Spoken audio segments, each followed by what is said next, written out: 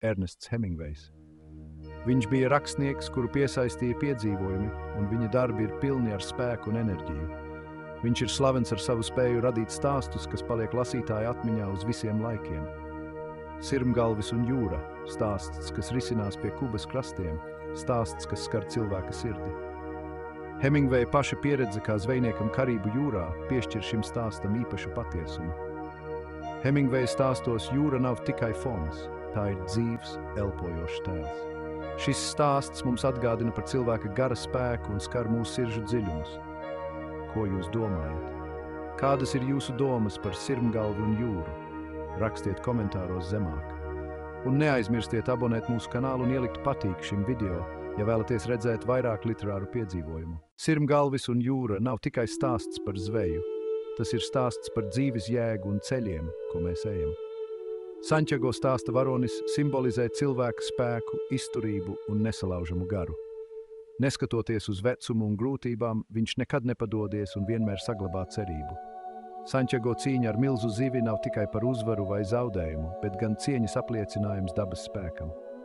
Hemingvejs mums parāda, ka ir svarīgi tiekties uz mērķiem, bet patiesā jēga slēpjas pašā ceļojumā. Vecais vīrs un jūra, pirmo reizi publicēts 1970. gadā, ātri vien kļuva par sensāciju gan kritiķu, gan lasītāju vidū.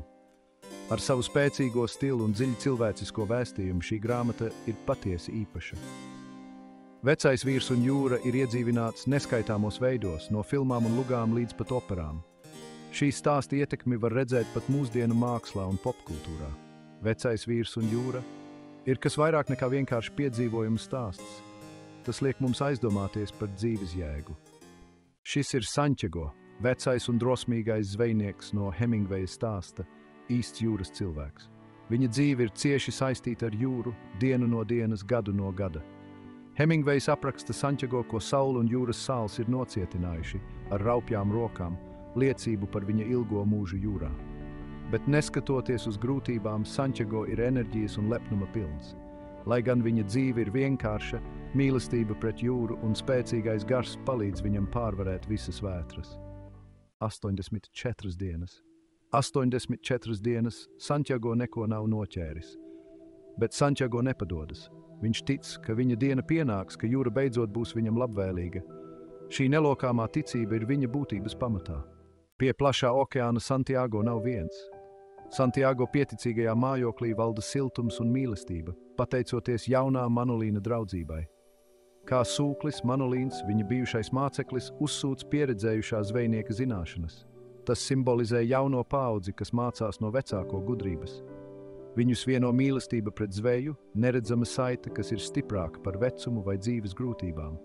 Kā tēvs un dēls, viņi kopā dodas plašajā jūrā. Manolīna klātbūtne mums atgādina par saites spēku, kas balstīta uz atbalstu un rūpēm. Tieši kā īsts draugs, kurš vienmēr ir blakus. Attiecības starp veco zvejnieku un zēnu ir kā kopīga maltīte. Siltuma un tuvības simbols starp cilvēkiem. 5 sekundu tišina. Saule lēnām rietēja pie apvāršņa. Santiago gatavojās doties jūrā. Tas viņam nebija vienkāršs darbs, bet gan svēts rituāls, kas pauda viņa neatlaidību un drosmi, kas nebija salauzta pats pēc mostida dienām bez loma. Ar katru rokas kustību, prasmīgi sienot makšķerēšanas auklu un asinot savu harpūnu, bija skaidrs, ka viņš ir kluss, bet apņēmības pilns. Hemingvejs glezno vīru, kurš ir noguris, bet nesalauzts. Caur Santiago rituālo gatavošanos mēs redzam viņu atkal dodoties plašajā jūrā. Viņa sejā atspoguļojas cerība stiprāka nekā jebkad agrāk. Pēdējie saules stari pazūd zem horizonta, atstājot vietu naktei. Savā mazajā laiviņā vecais zvejnieks Santiago kuģo viens pats plašajā jūrā tālāk nekā jebkurš cits, un tad viņš sajūt vieglu vilkšanu aiz makšķeres auklas. Tik viegli, ka varētu domāt, ka tā ir tikai iedoma, bet Santiago ir pārliecināts. Viņa sirds sāk pukstēt ātrāk. Viņš ātri paskatās ūdenī, acis plati atvērtas. Tas nav parasts loms. Tas ir kaut kas neparasts. Un sajūtot šo neticamo spēku makšķerē, Santiago saprot, šī ir viņa dzīves lielākā cīņa. Tālu jūrā norisinās cīņa. Maza laiva cīnās pret spēcīgiem viļņiem. Pēkšņi jūra parāda savu milzīgo spēku, it kā vēloties iznīcināt jebkādu cerību dzirksti. Bet tad blakus Santiago laivai tas parādās. Marlīna, jūras karalis, milzīgs gigants. Raugoties uz šo vareno radību, Santiago ir gan apburts, gan nobijies. Šajā brīdī vecais zvejnieks saprot, ka šis ir izaicinājums, ko viņš ir meklējis visu savu dzīvi. Šī cīņa ir pārvērtusies par bīstamu, bet skaistu deju starp mednieku un medījumu. Milzīgā zivs cīnās ar spēku un niknumu, vēloties atgriezties plašajā okeānā. Santiago rokas ir raupjas un ievainotas, jūras dzīves grūtību nospiedums, bet viņam piemīt gadu gaitā iegūts instinkts, kas vada viņu cauri šiem sarežģījumiem. Ar mūziķa precizitāti viņš manevrē makšķeri, katra kustība ir gadu ilgas prakses rezultāts. Santiago zina, ka ar spēku vien nepietiks, lai pārvarētu šo cienīgo pretinieku. Kā pieredzējušam šaha spēlētājam, viņam jāparedz katrs zivs gājiens. Laiks rit, saule lec un riet, bet cīņa turpinās. Tas ir pārbaudījums viņa gribai un izturībai, stāsts, kas cienīgs leģendām.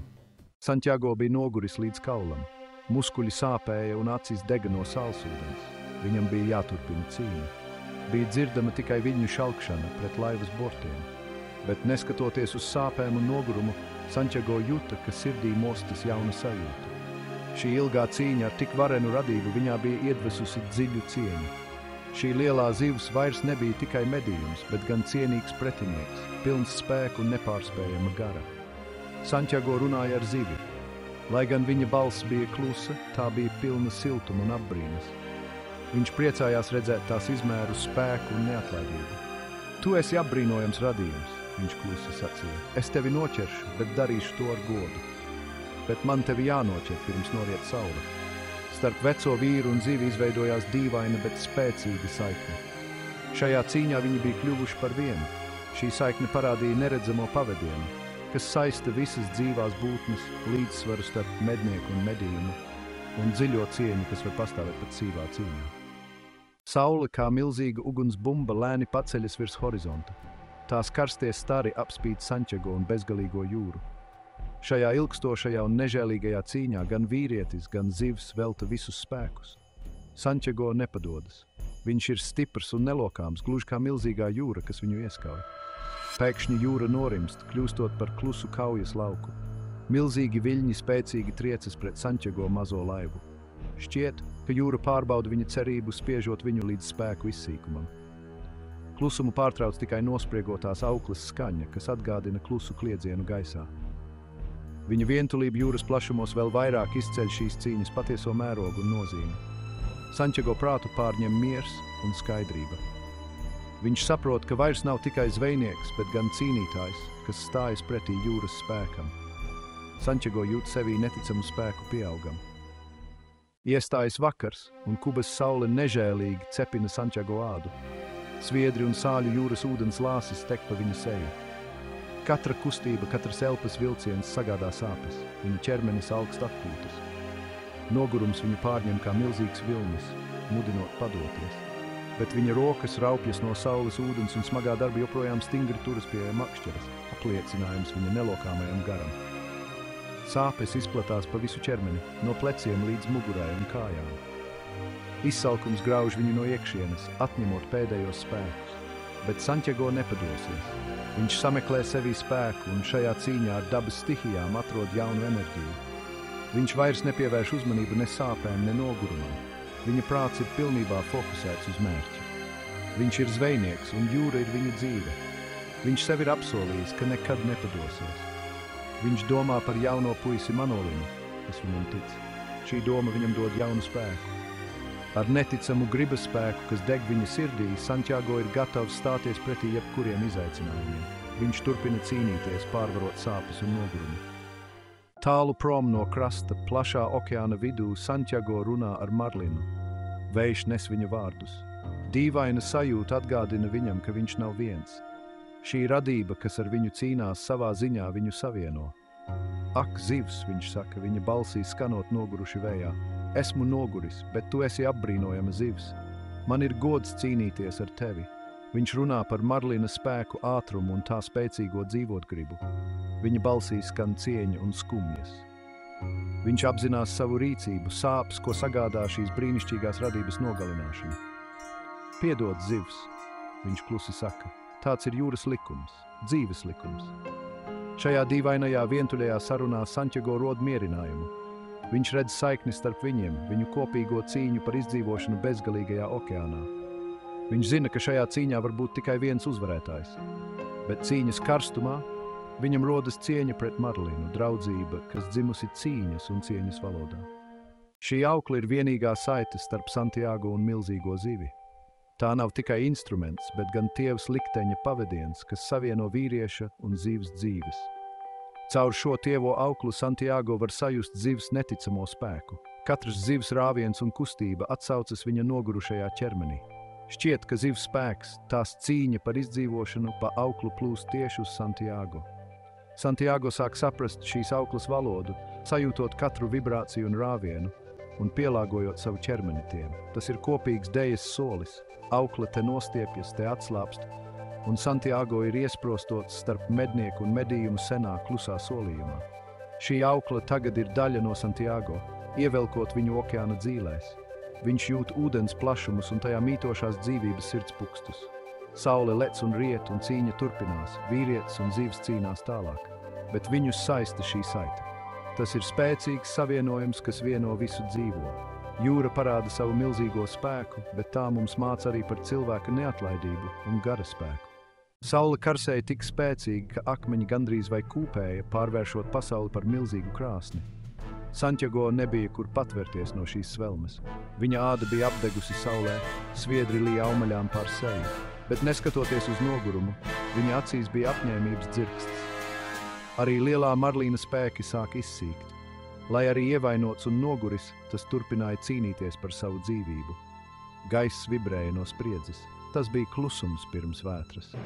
Tuvojās izšķirošais brīdis, kad cilvēks un zivs cīnīsies līdz pēdējiem elpas vilcienam. Arī neticamā spēkā Santiago pievilka šo milzīgo zilo radījumu pie savas laivas. Noguris, bet cēls ar lielām dziļām acīm, kas joprojām pilnas spīta, zilais Marlinis gulēja nekustīgi. Izstiepies blakus Santiago, tas uz viņu skatījās ar dīvainu sapratni, it kā zinātu, ko vecais zvejnieks ir pārdzīvojis. Klusums nolaidās pār laivu, savienojot zvejnieku un cēlo radību. Starp abiem pēc garās cīņas valdīja cieņa. Laiks uz brīdi apstājās, un jūra aizturēja elpu, godinot šo maģisko mirkli. Ak, Santiago prieks nebūs ilgs. Jūra atkal parāda savu nežēlību. No dzīlēm paceļas tumša ēna, un viss mainās. Haizivs ar tumši zilu muguru iznirst no ūdens un riņķo ap laivu. Tās augstās acis vēro Marlinu. Uzvaras mirklis, kas šķita kā debesis, ir pazudis. Kluso mieru nomaina nežēlīgs mednieks. Jauns spēks break time nold un svitis. Iededzies plēsoņas instinktā un tuvojas viņiem. Santiago, lai gan noguris, atrod spēku stāties pretī jaunajām briesmām.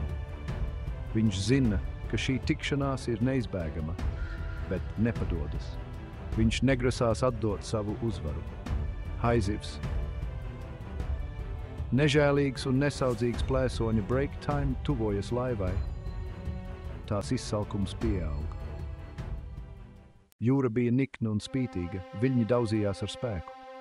No okeāna tumšajiem dziļumiem parādījās milzīga haizivs, virzoties Marlina virzienā. Tās žokļi, asi kā naži, bija plati atvērti, gatavi satvert savu laupījumu.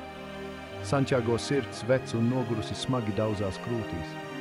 Viņš zināja, ka šī ir tikai viņa cīņas par izdzīvošanu sākums. Santiago savāca atlikušos spēkus, satvēra harpūnu un sagatavojās cīņai.